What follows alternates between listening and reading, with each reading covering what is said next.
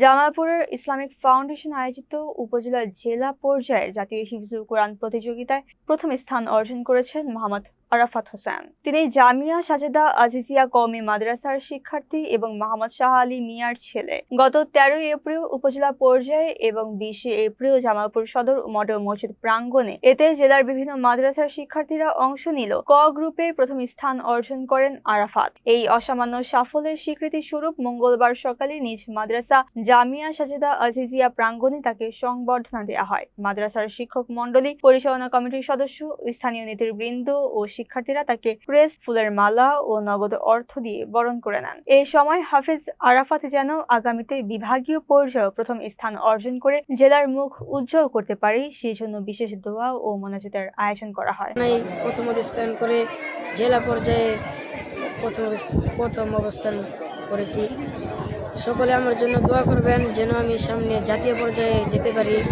প্রথমে মহান আল্লাহ তাআলার দরবারে শুকরিয়া জ্ঞাপন করছি। মহান আল্লাহ তাআলা আমাদেরকে বিশেষ রহমত দান করছেন এবং নসরত দান করাই।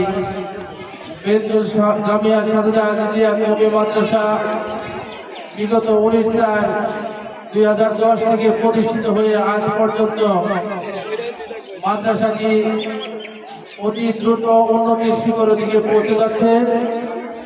তার মধ্যে অনেকগুলি সফলতা আমাদের ছিল। বিগত দিনের সফলতার চেয়েও আজ আল্লাহ তাআলা আমাদেরকে এমন এক সফলতা দান করেছে। বিগত দিনের যে সফলতা ছিল সেটা ছিল আমাদের কত সময় কি ছিল, ইউনিয়ন পর্যায়ে আমাদের সফলতা ছিল, উপজেলা পর্যায়ে সফলতা ছিল।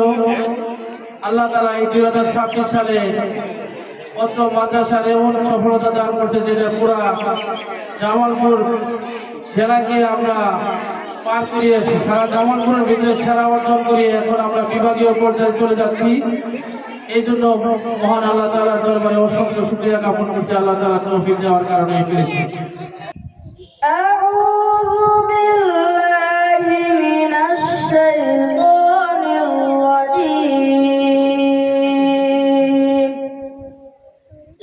بسم الله